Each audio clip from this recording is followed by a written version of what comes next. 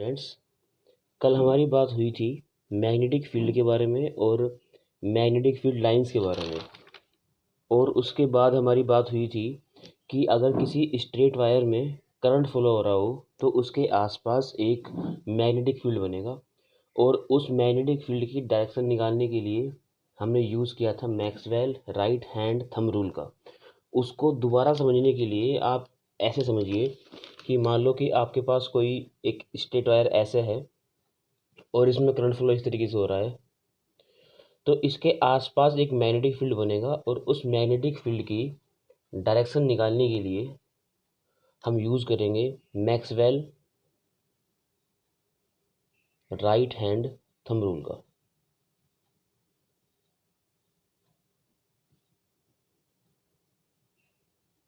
और इस रूल के अकॉर्डिंग क्या होगा कि मान लो कि आपका कोई ये वायर है और इस वायर में जो मैग्नेटिक फील्ड है उसको निकालने के लिए इसमें जो करंट है मैंने माना कि ऐसे जा रहा है ऊपर की तरफ।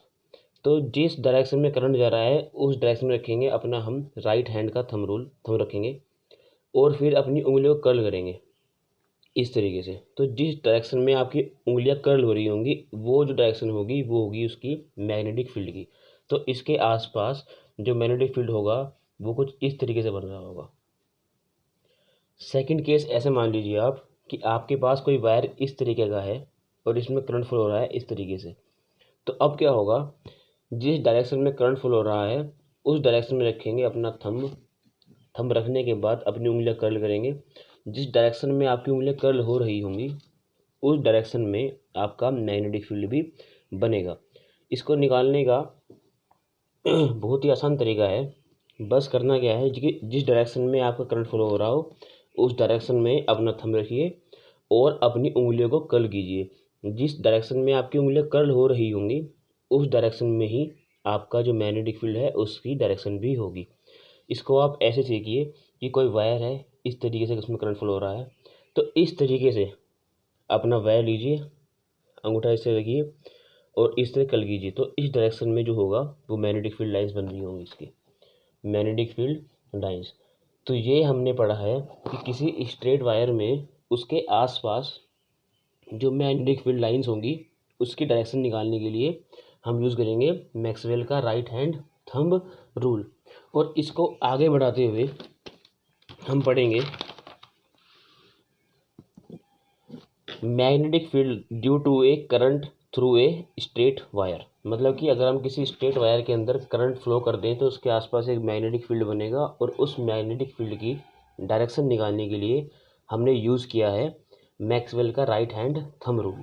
अब इसको आप इसका एक फॉर्मूला है, उसको समझने के लिए आप समझिए कि मान लो कोई वायर है उसमें करंट फ्लो हो रहा है तो उसके आसपास एक मैग्नेटिक फील्ड बनेगा।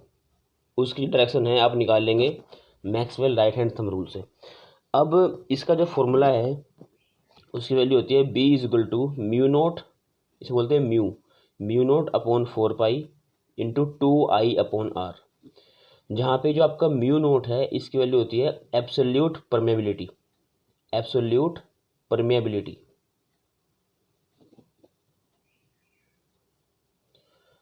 इसको आप ऐसे समझिए कि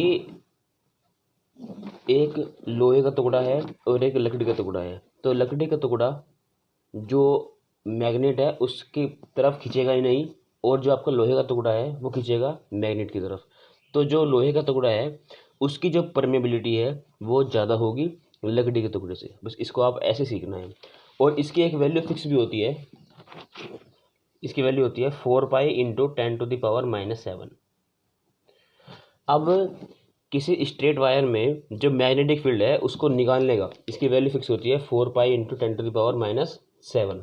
अब जो आपका मैग्नेटिक फील्ड है उसके आसपास जो मैग्नेटिक फील्ड निकालने के लिए किसी स्ट्रेट वायर के आसपास जो मैग्नेटिक फील्ड है उसको निकालने के लिए जो फॉर्मूला लगेगा वो लगेगा आपका B is equal to mu naught upon 4 pi into 2I/R। यहाँ पे म्यू नोट और 4 पाई कांस्टेंट है तो जो B डिपेंड करेगा वो डिपेंड करेगा B depend on I and B depend on R। मतलब क्या है कि I का मतलब यहाँ पे है करंट और R का मतलब यहाँ पे है कोई पॉइंट जिस पे मुझे उसका जो मैग्नेटिक फील्ड है वो निकालना है। इसको आप ऐसे सीखिए। आर का मतलब क्या है कि मान लो कोई वायर है, इसमें करंट फ्लो हो रहा है आई, और आपको इस पॉइंट पे निकालना है मैग्नेटिक फील्ड। तो इसमें जो मैग्नेटिक फील्ड होगा वो ज़्यादा होगा, और इस वाले पॉइंट पे जो फील्ड की वैल्यू होगी वो क्या होगी, कम होगी। मतलब कि आर की वैल्यू बढ़ने पे तो इस पॉइंट की जो डिस्टेंस है ना उसे बोल देंगे आर। यहाँ पे भी ये आर ही है और इस पॉइंट भी ये आर ही है। मतलब कि आर यहाँ पे कम है और आर यहाँ पे ज़्यादा है। तो जितना कम आर होगा उतना ज़्यादा ही उस वायर में जो मैग्नेटिक फील्ड है वो बनेगा, और जितना ज़्यादा आर होगा उतना कम इस वायर में मैग्नेटिक फील्ड बनेगा। मतलब कि आर बढ़ने पे जो बी है वो कम होगा। दूसरा केस है आई। आई यहाँ पे है करंट। मतलब कि जो इस वायर में करंट फ्लो हुआ था इसकी वैल्यू अगर बढ़ेगी तो जो आपका मैग्नेटिक फील्ड है वो भी बढ़ जाएगा। मतलब कि आई के बढ़ने पे बी बढ़ेगा और आर के बढ़ने पे बी घटेगा। ये था आपका किसी स्ट्रेट वायर के अंदर जो मैग्नेटिक फील्ड है उसको पढ़ने का तरीका। अब जो आपका एब्सोल्यूट परमेबिलिटी है उसकी एक यूनिट भी होती है, और यूनिट उसकी है टेस्ला मीटर अपॉन एम्पियर।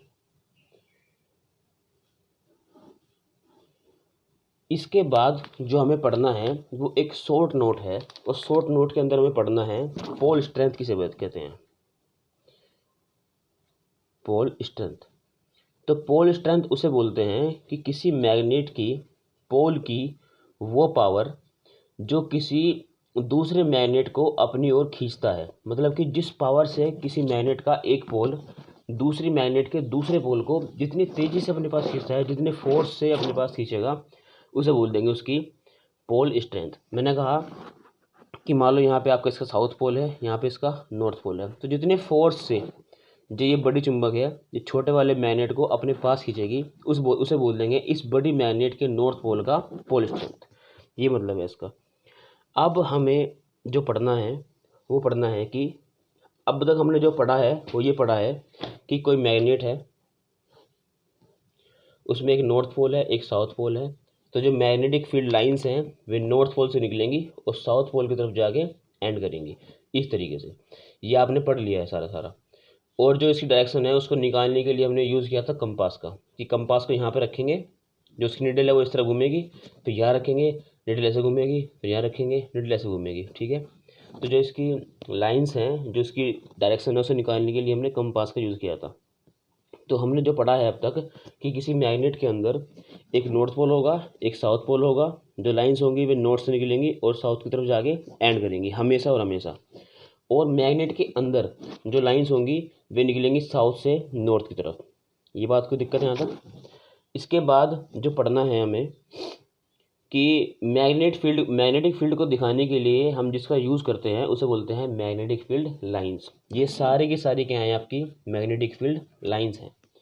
इसके बाद हमने पढ़ा कि किसी स्ट्रेट वायर के अंदर अगर आपका करंट फ्लो हो रहा हो तो उसके आसपास एक मैग्नेटिक फील्ड बनेगा, और उस मैग्नेटिक फील्ड की डायरेक्शन निकालने के लिए हमने यूज़ किया था Maxwell right hand thumb rule का। इसके बाद हमने चेक करा कि जो आपका Maxwell right hand thumb rule है उसको लगाने के बाद किसी स्ट्रेट वायर में जो उसका फॉर्मूला बनता है वो बनता है B = μ0/4π × 2I/r, जहाँ पे जो आपका म्यू नोट है वो आपका है एब्सोल्यूट परमेबिलिटी। मतलब कि कोई भी पार्टिकल कोई भी एलिमेंट चुंबक से जितना खींचेगा अपनी उसकी तरफ को उसे बोल देंगे उसकी एब्सोल्यूट परमेबिलिटी। जैसे लकड़ी की कम होती है और आयरन की ज़्यादा होती है परमेबिलिटी। अब जो डिपेंड करेगा हम चेक करेंगे बी, मतलब बी डिपेंड कर रहा है आई पे और बी डिपेंड कर रहा है आर पे, क्योंकि म्यू नोट एंड 4π दोनों ही कांस्टेंट वैल्यू हैं। इसका मतलब क्या है कि अगर आपका आई बढ़ेगा तो उसमें बी बढ़ेगा, और अगर आपका आर बढ़ेगा तो उसमें बी घटेगा। मतलब कि किसी स्ट्रेट वायर के अंदर अगर आप करंट ज़्यादा बढ़ा देंगे तो उसका जो मैग्नेटिक फील्ड है वो बढ़ेगा, और किसी स्ट्रेट वायर में अगर आप जिस पॉइंट पे मैग्नेटिक फील्ड निकालना चाह रहे हैं वो जितना दूर होगा उस स्ट्रेट वायर से उतना ही कम उसमें मैग्नेटिक फील्ड बनेगा। यहाँ तक पढ़ने के बाद हमें अब पढ़ना है कि किसी सर्कुलर लूप के अंदर किसी सर्कुलर लूप के अंदर अगर हमें करंट फ्लो कर दिया, मान लो कोई आपका एक तार है जिसको हमने ऐसे मोड़ दिया गोल तरीके से, और इस तार के एंड पर हमने यहाँ पे बैटरी कनेक्ट कर दी ताकि इसमें करंट फ्लो हो सके। इस बैटरी को कनेक्ट करने के बाद जो इसमें करंट फ्लो होगा वो हमेशा होगा, इसे बोलते हैं पॉजिटिव, इसे बोलते हैं नेगेटिव। तो जो पॉजिटिव वाला है वहाँ से करंट फ्लो होगा और ऐसे चलेगा इस तरीके से, और दोबारा आके वहीं पे एंड करेगा नेगेटिव वाले पे।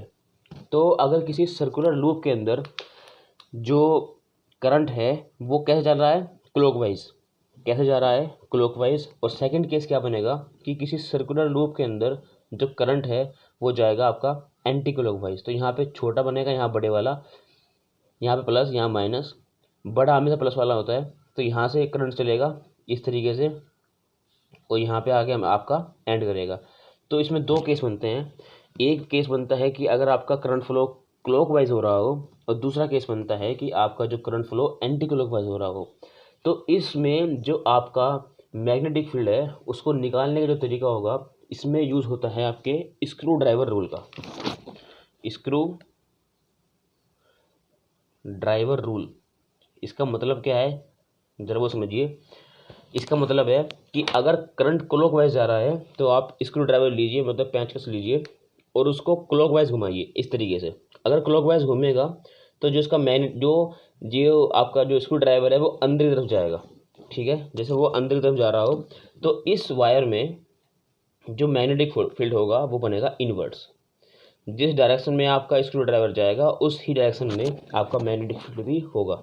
जैसे कि आपका ये जो स्क्रू ड्राइवर है इसमें अंदर जा रहा है तो आप इसको ऐसे घुमाइए, जाके अंदर घुसेगा। अंदर घुसते हुए जो इसका मैग्नेटिक फील्ड होगा वो इनवर्स होगा, मतलब कि इस वायर के चारों तरफ होगा लेकिन वो इस तरीके से जा रहा होगा अंदर की तरफ को, इस तरीके से अंदर की तरफ को जा रहा होगा। और इस वाले केस में क्या होगा कि किसी स्क्रू ड्राइवर के अकॉर्डिंग आप इसको घुमाइए बाहर की तरफ को। जब इसे आप घुमाएंगे बाहर की तरफ को तो स्क्रू ड्राइवर बाहर आ रहा होगा। इसका मतलब क्या है कि इस वाले में जो आपका मैग्नेटिक फील्ड है वो आउटवर्ड बनेगा। कैसे बनेगा, आउटवर्ड, मतलब कि ऐसे बाहर की तरफ को आ रहा होगा इस तरीके से, जो इसका मैग्नेटिक फील्ड है। अब इसको पढ़ने के बाद हमें इसके फॉर्मूले पे ध्यान देना है। फिलहाल तक के लिए इतना ही रखेंगे। आपका जो कोई भी डाउट हो आप मुझे मेरे पर्सनल व्हाट्सएप नंबर पे सेंड कर दीजिएगा। नंबर है 9536762908। और इसके बेस में मैं आपको कुछ क्वेश्चंस भी सेंड करूंगा जो आपको सोल्व करने के बाद आज ही मुझे मेरे पर्सनल व्हाट्सएप पे सेंड करने हैं। Thank you.